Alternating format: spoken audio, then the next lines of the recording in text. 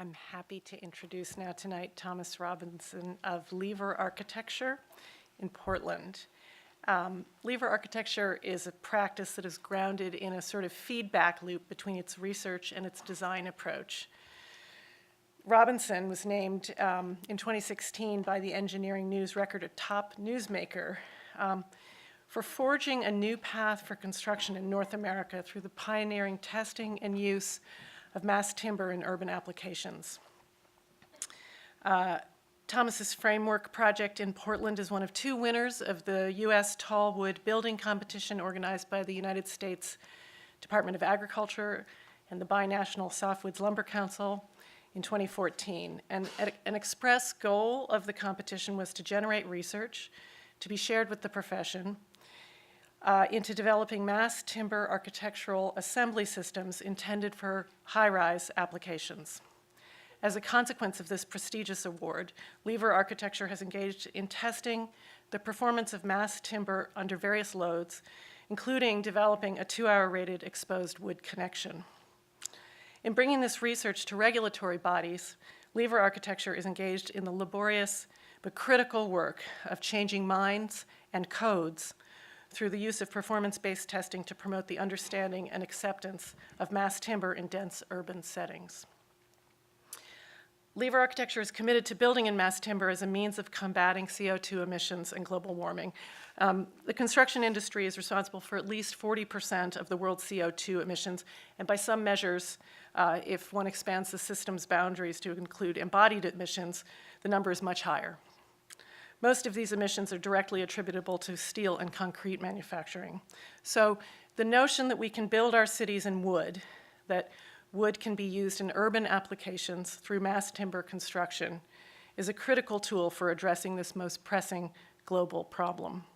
The additional benefit of mass timber's potential to jumpstart dormant rural economies makes this direction even more compelling.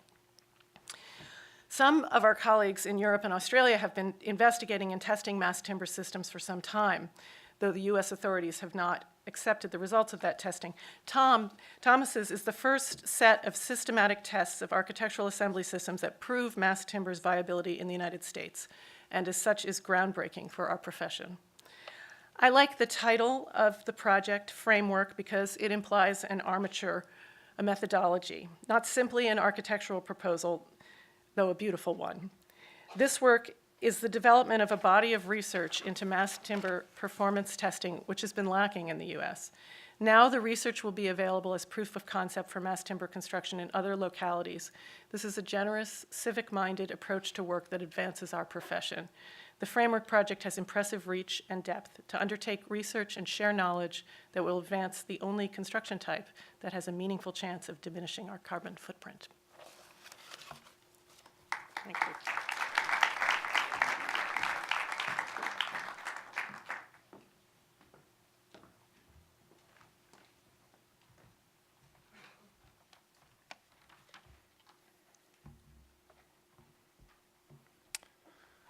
Thank you, Lisa, for the very generous introduction. I don't think I could have said it better myself. Thank you to the League and to the jurors for this incredible opportunity. It's really a great honor to be here with Claire and Eduardo and the group. Lever, I'd like to begin maybe talking a little bit about our practice and our approach to design. Lever is a 16-person firm. We're founded in 2009. My background is really working on institutional projects, both in Europe and the United States. I spent a couple years in Switzerland working for Herzog Dämmermann on a number of art museums, and then at Allied Works in Portland. And previous to that, I worked in the Bay Area for an architect named Joe Escherich, who had a huge influence on me. And if you haven't seen Joe's work or heard of what he's done, I recommend you look at it, because it wasn't just about the work, but it was how he kind of dealt with clients and how he approached building an office. What you see here is on the slides is our studio in North Portland that is actually a cross-laminated timber building of our own design. We're actually on the top floor there. and then we have half of the second floor. It's, I think, and what you see here is actually the ceiling of what you saw on the slide on the right. So this is a 10-foot by 25-foot by 4¼ inch thick cross-laminated timber panel. That's basically the ceiling being set down onto the ground. In the distance, you see Mount Hood, and this wood actually came from about 3 hours south along that range you see in the back. And we'll talk more about sort of that idea. But I think I wanted to also introduce you to Portland a little bit. I know there's the world of Portlandia, but it's also a real place. But it's a very young city, and I think that having lived in a place like Basel, which was like 1,500, thousands of years old, when you come to a city that's 150 years old, it's just very different. Basically, the Western presence in Portland is not much longer than 150 years. I mean, we had, and I think that that's important because, and it's really defined by its landscape. I mean, that's our Empire State Building. It defines us. There's no way we can actually compete with that, and that prospect to the landscape and to the hills is really is like sort of something that is always present, at least when we can see it on a clear day. It isn't always that beautiful. But Portland is, I was talking earlier with Eduardo, it's almost like a mid-sized European city in the United States, but still very American. So you can see the Willamette River here with the bridges that cross, very beautiful bridges. This is our downtown. This is sort of our Brooklyn, if you want to call it that. That's where I live. But I think what designing in a city like this, and it's a rapidly developing city at the moment. It's growing. I think we've got like 4,000. I know that's probably nothing compared to other parts of the world, but I think there's like 3,000 people a month moving to Portland. And it's an important opportunity to really demonstrate, that architectural quality is this, I think, essential and valuable aspect of city making, because a lot of the buildings we do here are just very inexpensive. And this is where I live, and these are all the projects that we're working on in Portland and are almost complete. But we live very, very close to the buildings. I go by them every day. And in a way, because of that, I feel a certain connection that I want them to be civic, even if they're private. So people say, how did you get interested in architecture? Like what, and how did that maybe sort of reflect my approach? This is a house that my great-grandfather built in Cape Cod in the 1920s, and my dad told me the story. He bought a boxcar of ponderosa pine from Oregon and had hired 2 Irish carpenters to put it together. And you can still see their fingerprints. You see them there on this great big screen of these people putting this house together. But it's all wood, all the floors, all the walls. There's no plaster in the house at all. And the experience of that, the desire to kind of replicate it in new buildings is sort of what's driven me into architecture. And it's only recently that I've actually been able to do it in wood. Actually, it's funny that I was introduced as sort of this wood person, but I've done a lot of metal, and a lot of concrete. Actually, I was sort of the metal guy for a while, at least at Herzog Demeron. But that bringing that architectural quality to everyday building types, and that's the kind of typology that we were able to do in Portland. There is no really civic buildings in Portland. It's all development driven. So all the projects I'm showing you are projects by developers in general, but they have a civic kind of presence to them. So just influences, Robert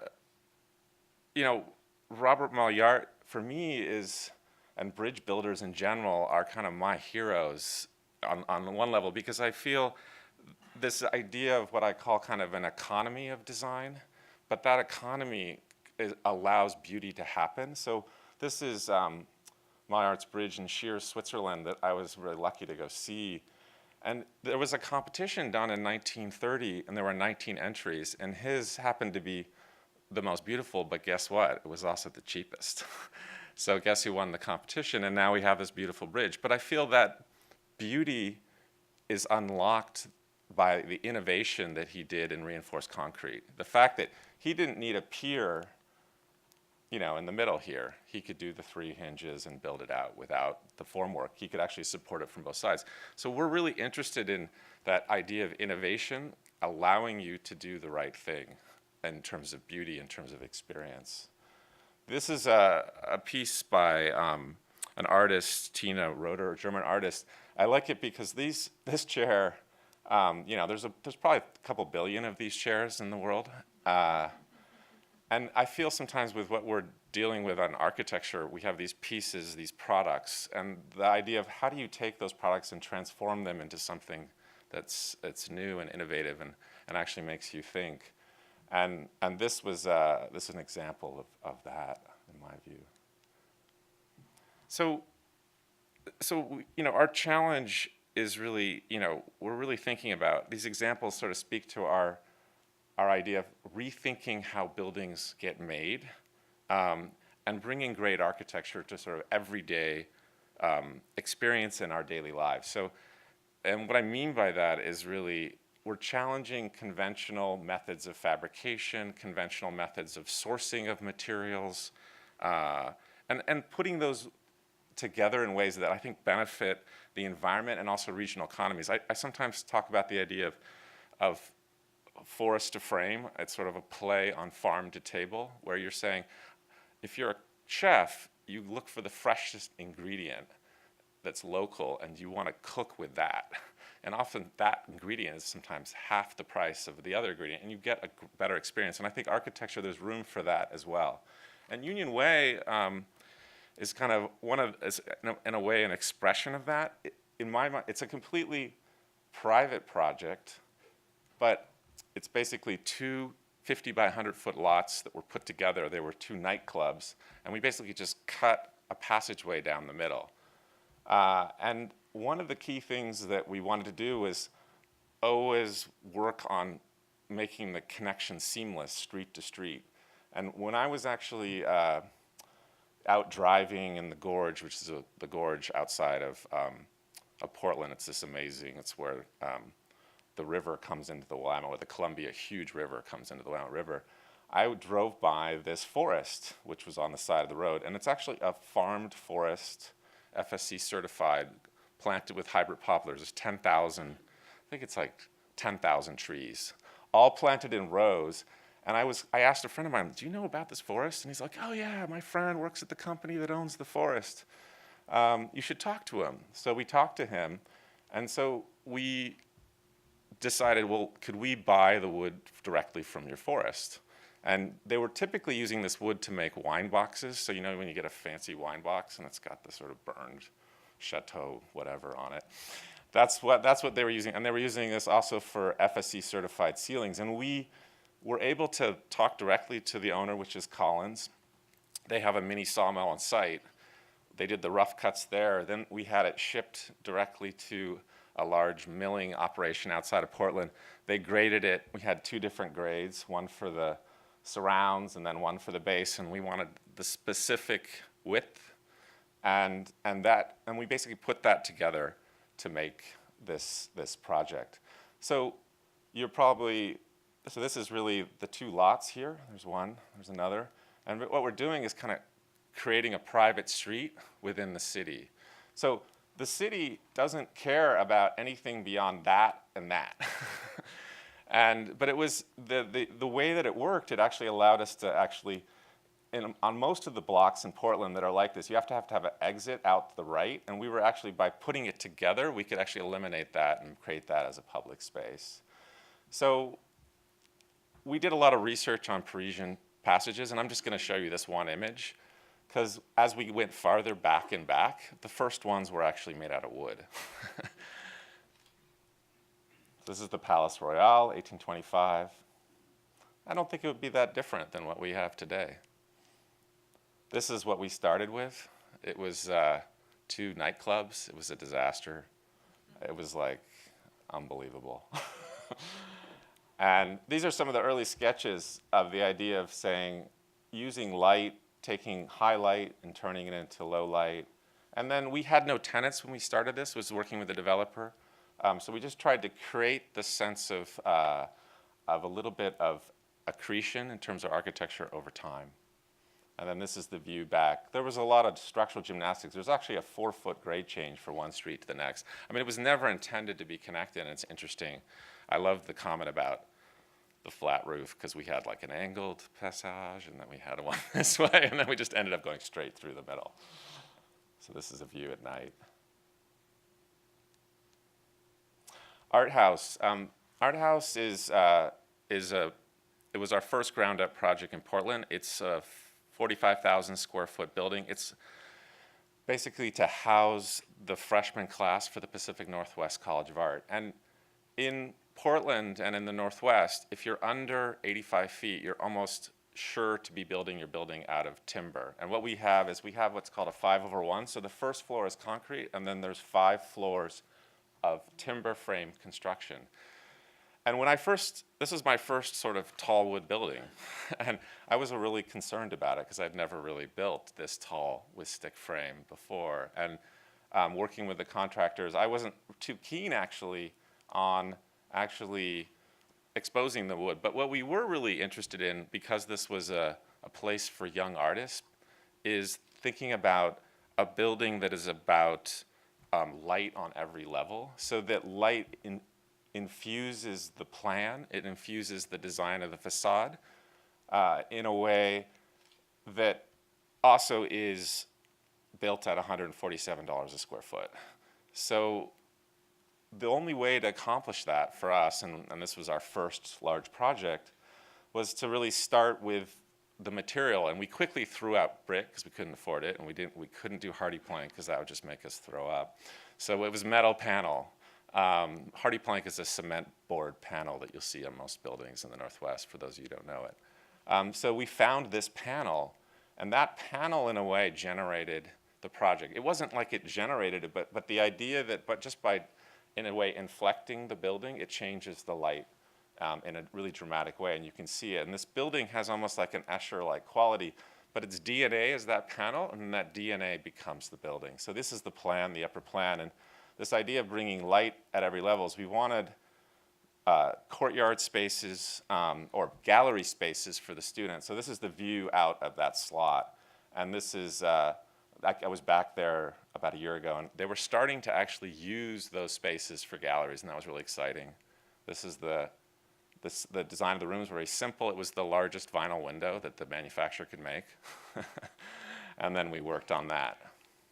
And then this is sort of this idea of connecting other systems into the design. So the courtyard here is actually driven by the requirement that we have to mitigate all runoff. We actually have to turn our sites back into Portland and treat them like they're grass fields, that they're absorbing water. So this is a 3-foot deep planter. All the water from the building comes down through it.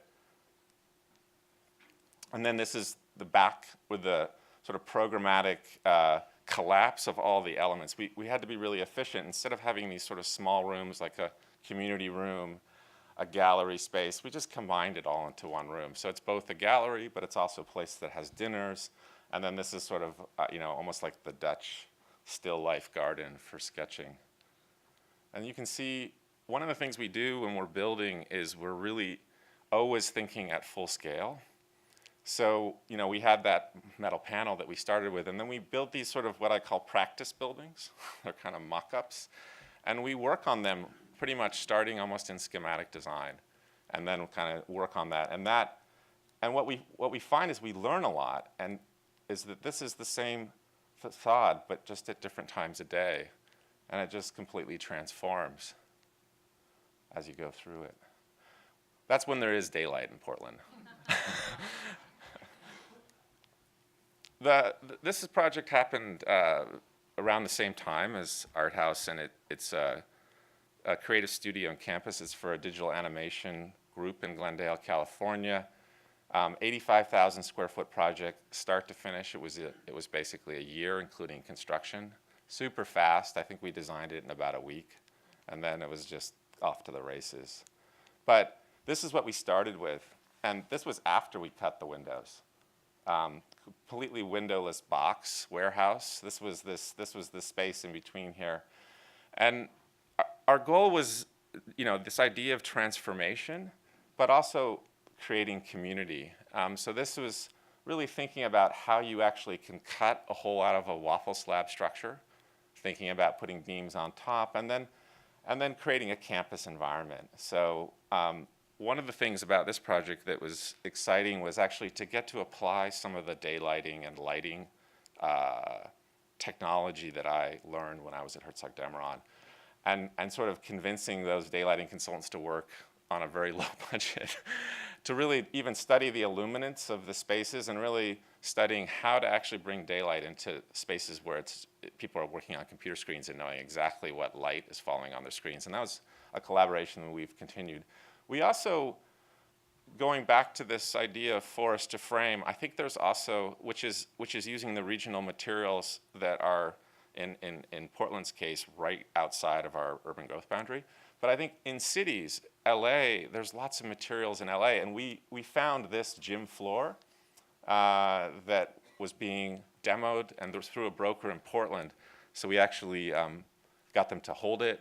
We basically got 12,000 square feet of gym floor. We coordinated with our cabinet making shop. They milled it all, and then they delivered it to the site. And that really has become the the kind of character of that building. It defines it. It's rough, it's not finished, and it's something where, what we found is people that worked at this animation studio, they would bring their children in because they were proud to be working in an environment that they wanted to show them.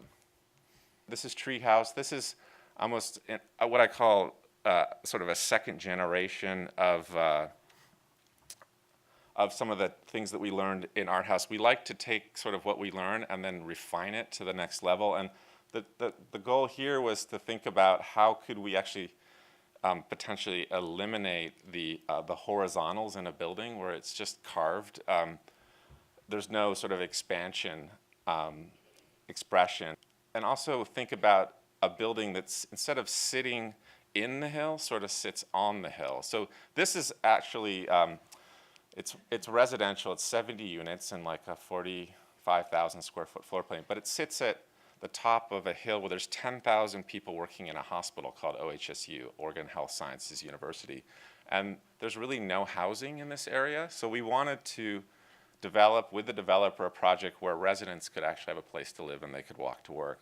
And in that's sort of the idea of the treehouse. There's a little grove of trees.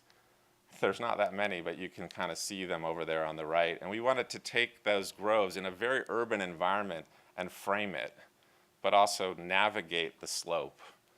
So there's a bridge that connects to this building, an octagon-shaped building that sits in that landscape.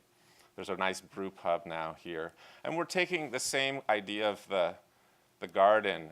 So this is actually all the roof drainage comes through down here, and then there's these huge culverts under the water here. We have, if you talk about ridiculous codes in terms of stormwater in Portland, it's just amazing. But the way that I see it is you have to kind of almost flip those codes on their head, and then they can become kind of drivers of interesting architecture. This is our practice building for this. This is us working on it, sitting here talking about it. I'm obsessing over the dryer vents and where they're placed in the facade. That was probably the thing we spent the most time on. This is sort of how buildings get built. I think it's so wonderful to see the concrete work because we're working in timber frame, and our buildings actually shrink after they're built. So we actually have to accommodate 1.5 inches of compression as the timber structure gets loaded. It's not the case in mass timber, but in stick frame. So we have to figure out how to basically absorb that. And what we did in this is we created almost the zipper construction technique where it happens actually in the gap between the windows there. And that goes all the way around the building, so it's all one mass. And the windows take up the expansion. This is just looking out into our little forest. Before I talk about mass timber, I want to end with the Longfellow Estate. This is a recently completed wine tasting room in Newberg, Oregon. It's a small pavilion, about 1,600 square feet. And when we were working on Treehouse, we started to notice, they have these 3x8 glue lamp beams that were over the windows. And they're production glue-lams, and we started talking to, well, who's making those and how much they cost, and we found out they were really pretty economical. So we thought, let's take that ingredient, that idea, and make a building out of it. So we got in touch with the manufacturer, whose plant is in Drain, Oregon. We work with a company in Drain, and we work with a company in Riddle, and they're like just down the street from each other. And we sort of work with them in refining the selection of the glue-lams, and all the wood in this roof cost $18,000, which we were just sort of like, that's amazing. You can get that amount of wood in Oregon, and all beautifully selected. And then using that ingredient and thinking about how that relates to the landscape, this idea of a canopy.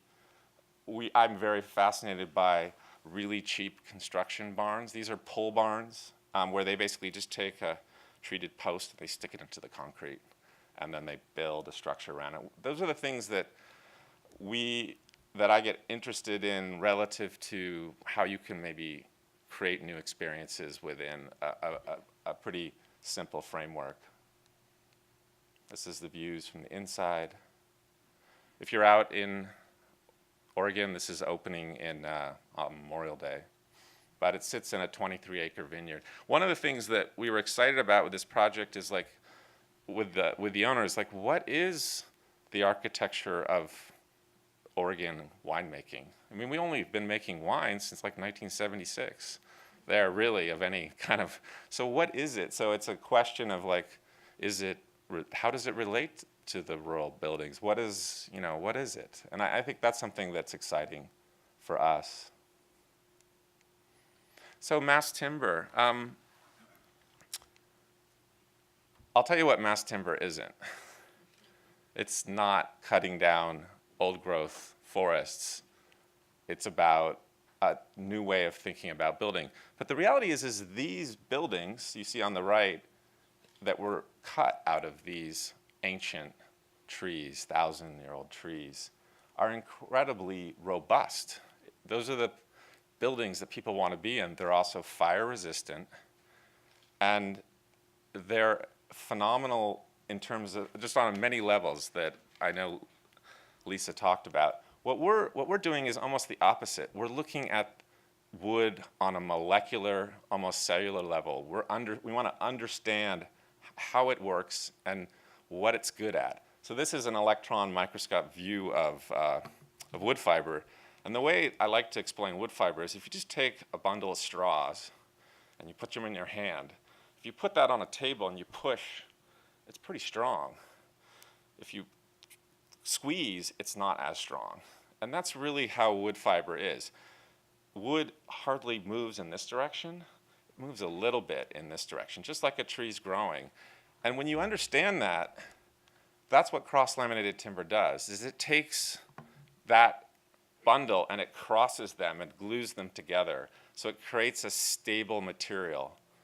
And so when one wants to go this way, the other one's holding it tension. It's almost so when you have cross-laminated timber, you always have to have at least, you basically have to have, you start with 3, you have always odd numbers in terms of the panel. You can't have an even number of cross-laminated timber. Other things, the thing would just warp. So this is the panel. The Albina Yard this is basically in Deere Johnson. This is the press where those panels are made. It's a pneumatic press you can see there. We'll talk about that a little more. And this is really another aspect of cross-laminated timber and mass timber in general, is this idea of rural economic development. I mean, for those of you that have spent time in rural areas lately, you understand that there's a really major issue, and it's obviously reflected in our politics today, that you need to really think about how we can actually connect to these areas and to the well-being of those areas. And this was a diagram that we prepared for the competition that talks about that if we're able to actually, in a way, jumpstart this type of building, the benefits could be enormous. And they're the benefits of basically starting up a more virtuous cycle in terms of the explosive growth of our cities. And what does that mean? So if we're able to use wood to build, you basically are able to sequester carbon. So trees absorb carbon out of the atmosphere and they emit oxygen. During that lifespan, 50, 60 years, what happens if they fall or are burned in a forest fire, they emit all that carbon back. If we can take that carbon and store it in a building, basically you're taking that carbon out of the equation. When you actually then replant a forest, as long as that forest is replanted, those young trees then take out more oxygen and store more carbon. So that's really the idea. And this is sort of the representation of that idea of really this forest to frame. And really it should be end again with go back to forest. But in order to do that, it requires thinking, it requires patience. Patience is not a good thing. It's not a thing we're really great at in the United States. Albina Yard, this is our office, and that truck you just saw left Riddle, Oregon, which is southern Oregon, about 3.5 hours south of Portland, left at 9 a.m., arrived at our site at noon, and by 3 p.m., they'd placed 4,000 square feet of flooring. So this is them unloading that whole truck for one floor of that building. So about, you're talking more than 1,000 square feet an hour in terms of placing material. It's incredibly quiet. I think we had a visit of all these people coming to our construction site, and it was just, you could hear everyone talking because all you heard with this, they'd basically click the thing onto the crane, and then it would come down on the ground. It would just make a thunk, and then they would put a screw in, and it was done.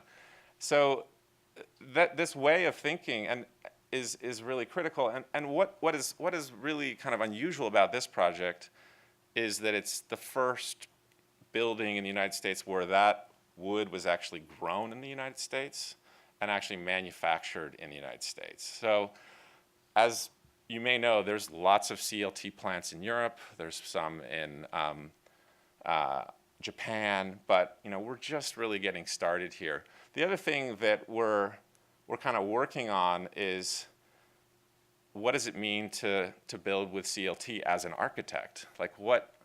Because this was a pretty economical building. It was a spec office building, and we were thinking, what's the thing that CLT can do that other materials can't do? It can cantilever. So 4 inches of CLT can cantilever in 2 directions 4 feet. So that's really where we kind of took this sort of we have one move in this building in terms of its budget, and that was this front facade, which is really cantilevering, using this sort of stiffness of the panel to basically cantilever out 4 feet with 4 inches of material. And that's what you see here on the corner, and that's really what gives the facade its shape. This is the interior. We knew we couldn't afford to hide the system, so it's really about like obsessing about sprinkler layouts and lighting layouts and all the various pieces. And you could see Mount Hood in the distance. This is just a view of our office from last week. We cleaned it up a little bit. It's never this clean. And this is the stair that I walk up most days when I'm not tired. But it's basically an open stair in the courtyard. And this is the same CLT that you see here is what supports our floor and our roof. This is the this is the machine that made our building. So this is a Hundiger K2. It's, I think, one of the only ones on the West Coast. It's run by this crazy Swiss guy named Stefan Schneider, who runs this company called Cut My Timber. And pretty straightforward, huh? And what we did with working with him is really sort of, how are we going to put all these pieces together? Because the panels that you saw when D.R. Johnson, this was their first run of panels for a whole building. At that point, we actually had to hand cut those panels with precision saws they bought in Germany. We didn't have a CNC cutter. And then no one had really done this level of CNC cutting of panels here in the United States. So we worked with Stefan to kind of figure out how to do that. And this was our first mock-up that was kind of a failure. The steel was too thick. We'd had to cut it with a water jet. So we worked to kind of iterate, and what I'm saying is like you're sort of working on the details, and what we started with was completely different from what we ended up with, and these are the details themselves. One of the things that we did was we had to deal with seismic, which is something that the Europeans have not really had an issue with. So really thinking how to go about that. And also just all these details, all the connections were fabricated, in the area and then powder coated. If you ever do a CLT building, make sure you powder coat all the connections. I'll explain that later. And this is how that goes together. So this is what it looks like on the site. Each connector, those were all routed out in that machine that you saw. The beams were cut. They sort of slide them along. You feed one beam in, it routes it out, routes the other way, and then pops it out. And then it's really, I hate to make the analogy, it's almost like this massive IKEA cabinet. And you have these precision pieces, and then you have the steel connectors. And everything above the concrete is to the 1/8 of an inch in terms of tolerance, which is pretty, you could maybe do that on a really high-end house, but it's really challenging on a building of this scale. This is the detail connector. And then framework, I'm gonna end with this. Framework is really a completely different thing. It's taking what we learned on Albina Yard to a whole new level. And it's a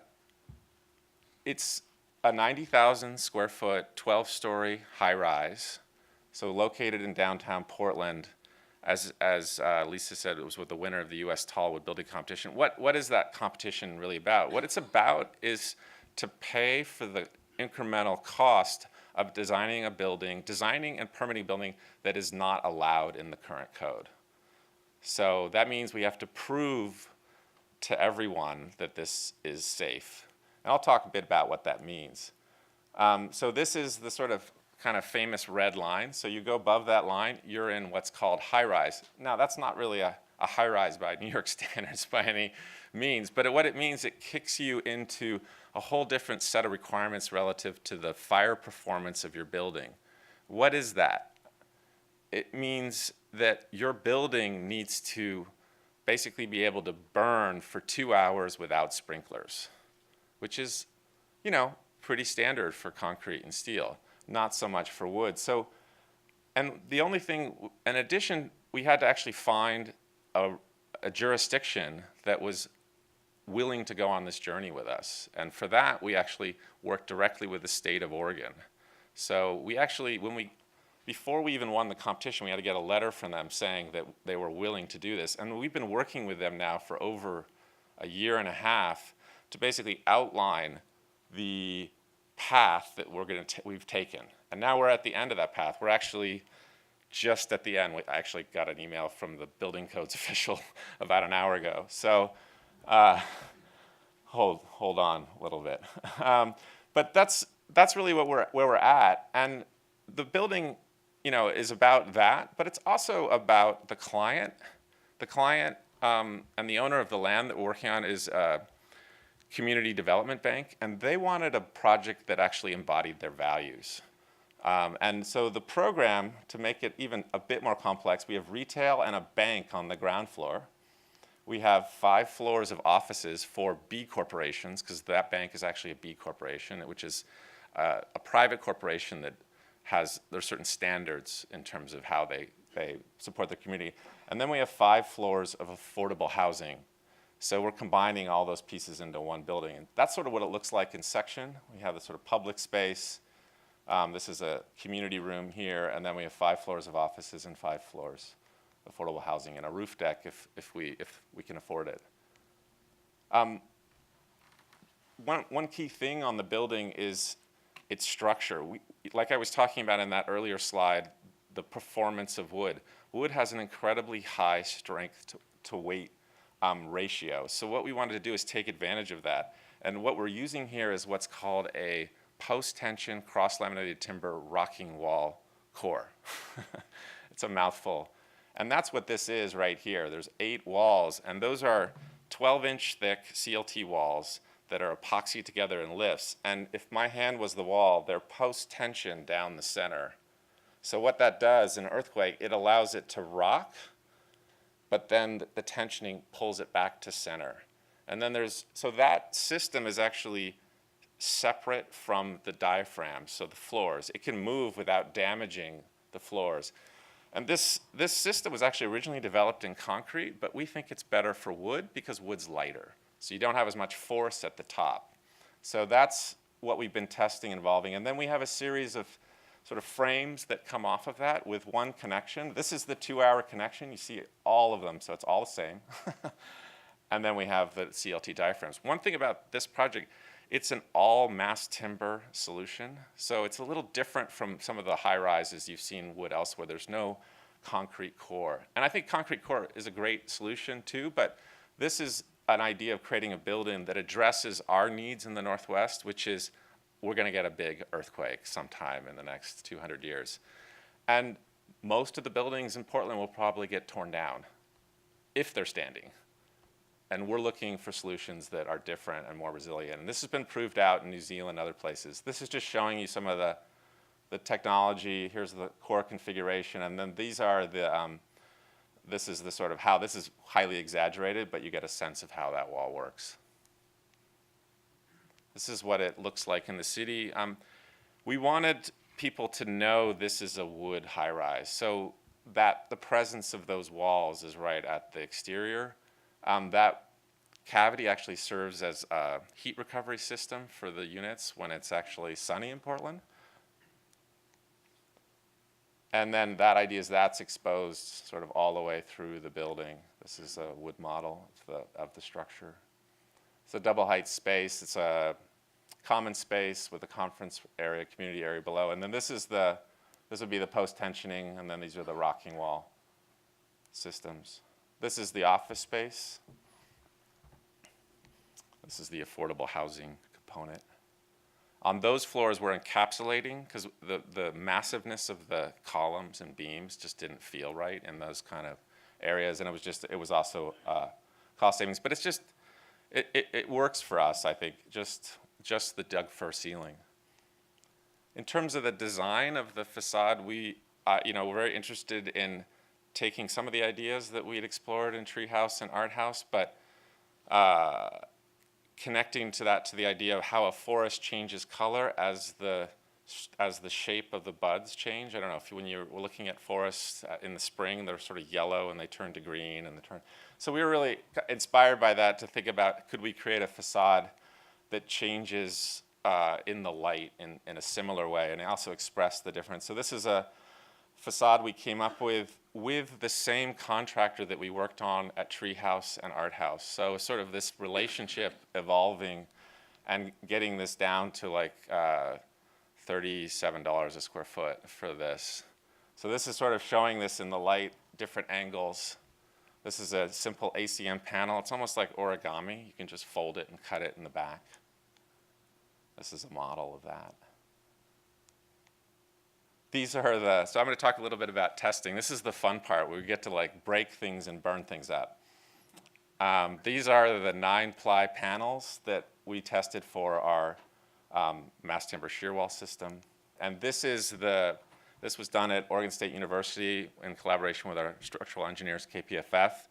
We're basically, that ram you see here is putting 500,000 kips, which is 500,000 pounds by like 25 dump trucks.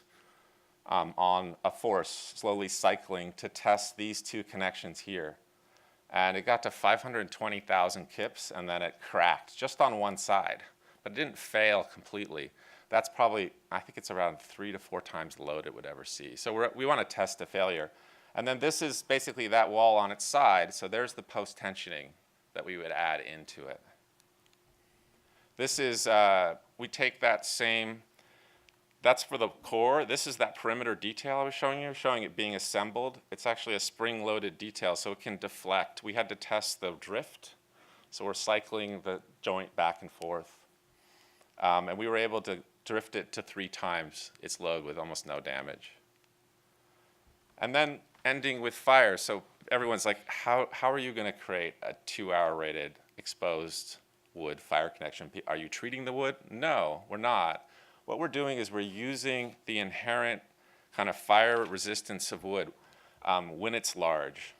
So when wood is large, it forms what's called a char layer. You can sort of see it there on the left. And that char actually slows down the fire.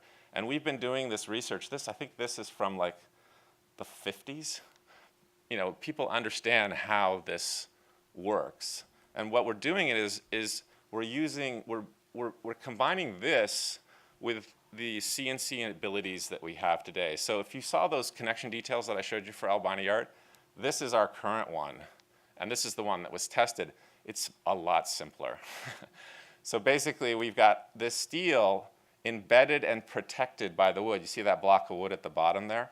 That's 3.5 inches of wood that is attached from the top, so it actually can all kind of char as it goes through. So this was the connection that's tested for seismic and also tested for fire. And what we're doing is taking that connection and we're putting in a furnace and we're putting 25,000 pounds of pressure on it and then burning it from underneath for 2 hours. And we were very excited, you know, and I was incredibly stressed out. Everyone's like, 2 hours. And we probably did about, 15 of these tests with different configurations. And we were looking to see, what's the right depth, what's the width that would work. And we're very excited to announce that, we hit the 2-hour mark. This is done in Texas. These are some other tests. We also did a lot of testing on adding gypsum wall to the underside of the CLT. One thing about wood, you can't necessarily have a completely wood building. You need to understand, where you actually need to cover some of that wood up. And to end, this is Albina Yard in the evening. I think I wanted to end with a quote that I use often, but it's a quote by Leonardo da Vinci, and it's basically think well to the end, begin with the end first. And that, for the way we think about architecture, is very meaningful because we really try to have a concept that's meaningful experientially, but then go all the way to the end of the process and try to bring the two together. And in the end, if it's not beautiful, it's not worth it.